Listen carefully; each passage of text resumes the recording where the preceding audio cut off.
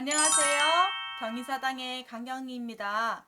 자, 오늘은 한자는 왜 배워야 되나 이런 이야기를 좀 해드리고 싶어요. 요즘은 한자 공부를 왜 해야 되는지 모르고 그냥 급수 공부만 한다든지 엄마가 시켜서 한다든지 분위기가 해야 되니까 한다든지 이런 내가 왜 해야 되는지 이유 없이 배우는 경우가 있지 않을까 싶어서 제가 한번 이 영상을 만드는데 제 나름대로 한번 5가지 이유를 들어봤습니다. 오늘 한번 이야기 들어보시겠어요? 한자 공부해야 되는 이유 5가지. 첫 번째, 우리나라 글씨를 보게 되면 세종대왕이 만드신 소리근자의 한글에 뜻글자의 한자가 더해져서 우리나라만의 한국 한문 한자와 한국 한자 같은 우리나라 스타일의 문장이 되지 않았나 싶어요. 중국어 글씨가 아닌 중국에서 왔다는 이야기가 아니라 우리나라만의 고유한 언어가 되었다. 제가 우리말 같은 한자어나 한자어와 우리말을 결합해서 된 우리 단어들 이런 영상 한번 올려드렸잖아요. 안 보신 분 있다면 한번 보고 오시고요.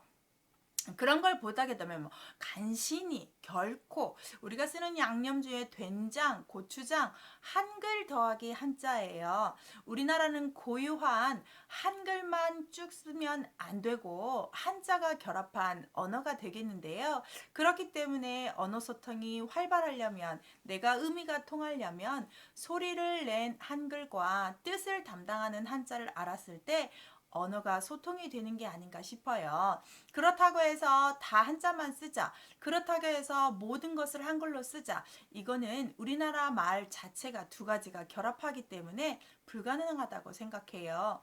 우리가 최대한 한글로 쓸 수 있다면, 한글로 표현할 수 있다면 쓰되 그 뜻이 구분이 어렵고 이해가 되지 않는다면 한자를 활용해서 써야 되지 않나 싶습니다. 저는 한자 선생님이어서 이렇게 얘기하는 게 아니라 우리가 언어가 통해야 서로 오해가 없고 아주 언어 소통이 원활하게 되기 때문에 한자는 꼭 필요한 작업이고 다른 외국어를 하기 위해서가 아니라 내 나라 말을 잘 지키고 내 나라 말을 잘 이해해야만이 외국 언어도 되는 게 아닌가 싶습니다. 그래서 저도 자녀 교육을 할 때 영어, 일어, 중국어 이런 거를 먼저 시키기보다는 내 단어, 즉 우리나라 말을 정확히 알고 한자 뜻을 정확히 알고 했을 때 더 효과적이기 때문에 그걸 집중해서 가르칩니다. 여러분은 어떨지 모르겠어요. 그래서 제 나름대로 저는 우리나라 말은 소리 글자와 띠 글자가 결합한 언어다. 그렇기 때문에 한자는 꼭 가르쳐야 된다. 이런 생각을 좀 갖고 있습니다. 2번째, 3천자 정도로 언어 생활을 충분히 활용할 수 있다는데요. 여러분은 급수 한자를 외우실 때 이제 아이들이 짧은 기간 안에 단계를 좀 나눠서 공부하는 걸 급수책을 활용을 하는데 한 1급 정도 되면 3천자, 3,500자에서 4천자가 되는데요. 보통 3급부터가 1,800자 정도 됩니다. 그래서 우리가 3급 내지 2급 정도만 하면 어느 정도 저 전문가의 모든 글씨와 또는 우리가 어렵다고 하는 옛 서적들까지도 조금 해석이 되지 않을까 싶은 생각을 하는데요. 그게 가능한 이유는 제가 예시를 살짝 써놨는데 배울 학자 하나를 외워서 이 학자가 들어가는 단어들을 계속 곱하기를 한다면 보세요. 학자와 날생을 쓰면 학생이 되고 학자와 학교교를 쓰면 학교가 되고 학자와 익힐스 쓰면 학습이 되는 것처럼 이 한자 하나에 관련된 단어들을 마이크랩처럼 쭉 마인드랩처럼 간다 보면 엄청난 단어가 생기게 되고 우리의 한자어가 생기고 우리 언어 생활에 쓸 수가 있잖아요. 지금 제가 이 말하는 문장 안에서도 한글이 아닌 한자 단어들이 상당히 많이 등장을 해야 우리가 언어 소통이 돼요. 그래서 한자 공부를 해서 내가 그 단어가 어떻게 이루어졌는지를 알아야만 언어가 아주 잘 통하게 되고 상대방의 말을 이해가 되지 않나 다시 한번 강조를 해요. 그래서 우리가 이 정도까지는 공부하자.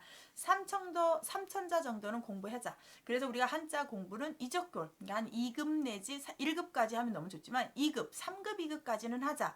이런 주의를 해야 어려운 법률 용어, 의학 용어, 전문 사회 용어, 정치 용어, 경제 용어를 쉽게 이해할 수 있다. 이렇게 해서 한자 공부는 꾸준하게 하는 것이 필요하다. 제 생각이에요. 자, 세 번째, 제일 중요하게 생각하는데요.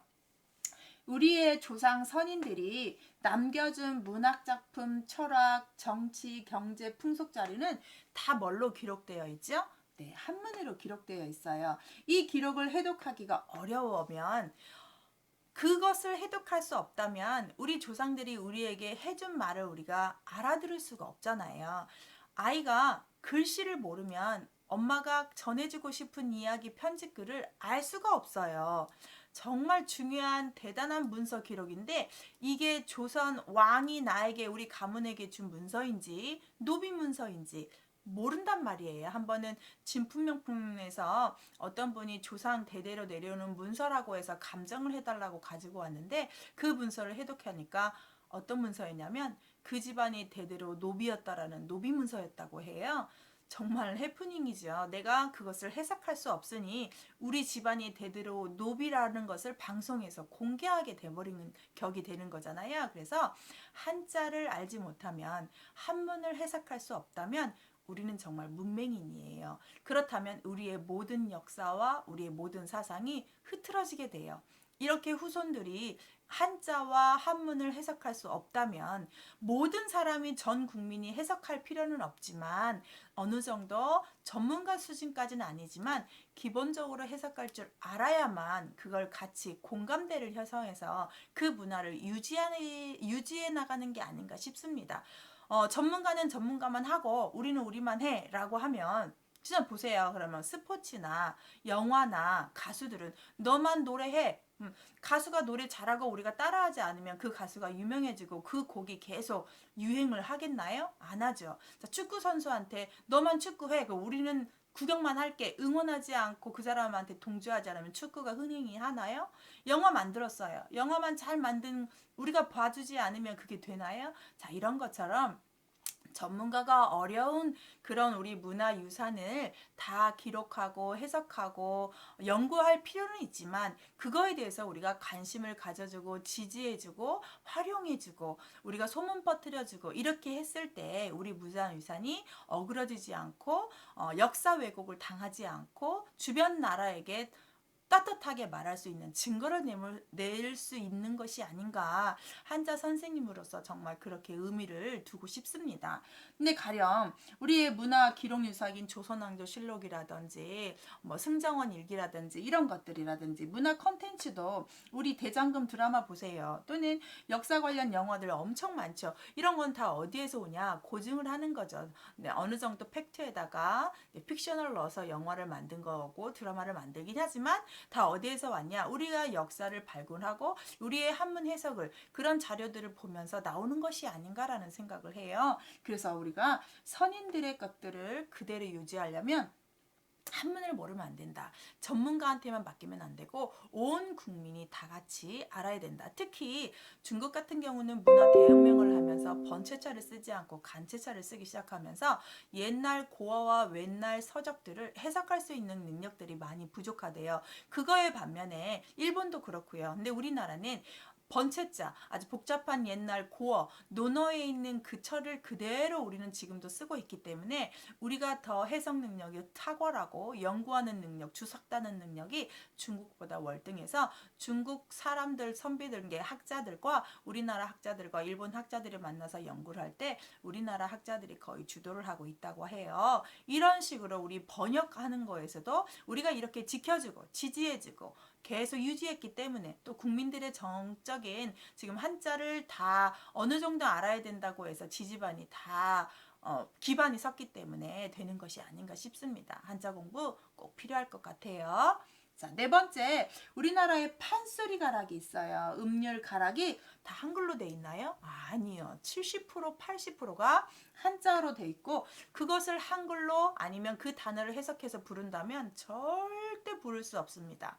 우리의 고유한 이 문화유산인 판소리 자체도 우리의 한자가 그대로 녹아들어 있고 그 음률을 생각하면서 하기 때문에 우리의 한자를 배워서 이런 것 하나하나, 자, 판소리를 들었다면 음악이야.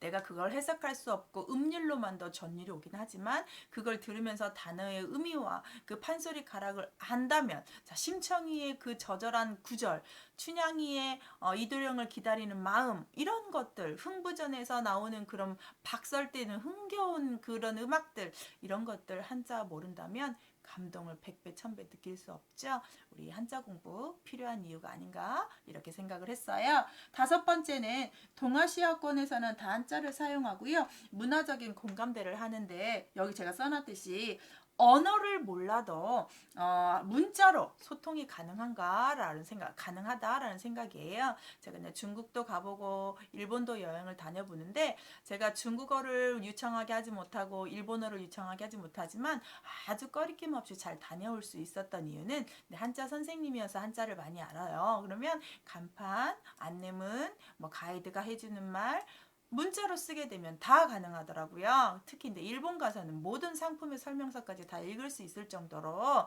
자 이렇게 한자를 알게 되면 내가 말이 통하지 않아도 문자를 쓰게 되면 가능하더라. 뭐 요즘은 번역기가 나와서 필요 없다라고 생각하지만 알고 내가 그걸 쓰는 거와 모르는 상태에서 쓰는 거는 전혀 다르다고 생각해요. 그래서 여러분 한자를 사용하면 여행을 갈 때 일본, 중국어 또는 정말 일본어, 중국어에도 한자와 관련된 단어가 상당히 많기 때문에 여러분한테 많이 도움이 될 거예요. 자, 한자 선생님으로서 이렇게 조금 추려봤어요. 우리 한자 공부해야 되는 5가지. 우리는 어떻다? 한글과 한자가 결합한 단어 많이 쓴다. 3천자 정도 한 2급에서 3급 정도 하면 언어생활 아주 충분하다. 우리 선인들의 모든 것들을 이해하는 건 한문이 기초되고 우리가 전문가는 아니지만 그거에 대한 관심을 가질 수 있는 키워드는 된다. 네 번째 판소리 이런 음악들도 쉽게 음률보다 가사 음미까지 가능하지 않을까. 우리 동아시아권에서 한자권에서 절대 벗어날 수 없으니 우리가 연구하고 지켜야 되지 않나라고 해서 제가 한자 선생님으로서 좀 이야기를 이렇게 좀 장장 5가지 이야기를 했는데요. 한자 공부 왜 해야 되나? 급수 때문에 해야 되나? 엄마가 하라니까 해야 되나? 이런 이유가 아니라 이 큰 뜻을 가지고 공부한다면 지겹지 않고 더 재밌고 더 한자를 알면서 주위의 것들이 보이지 않을까 싶어서 이런 이야기 한번 영상 올렸습니다. 또 종종 이런 재밌는 이야기 한 번씩 더 올릴게요. 좋아요, 구독, 알림 설정 부탁드리고요. 수고하셨습니다.